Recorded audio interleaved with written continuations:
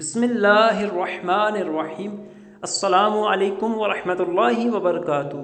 سرکار مدینہ صلی اللہ علیہ وسلم نے ایک شخص کو حکم دیا کہ جا کر مکہ معظمہ کے گلی کوچوں میں اعلان کر دو، صدقہ فطر واجب ہے۔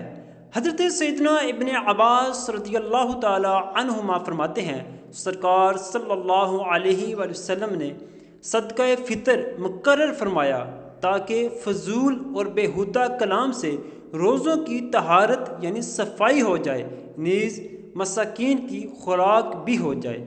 حضرت سیدنا انس بن مالک رضی اللہ تعالی عنہ کہتے ہیں، سرکار صلی اللہ علیہ وسلم فرماتے ہیں، جب تک صدقہ فطر ادا نہیں کیا جاتا بندے کا روزہ زمین و آسمان کے درمیان معلق یعنی لٹکا ہوا رہتا ہے۔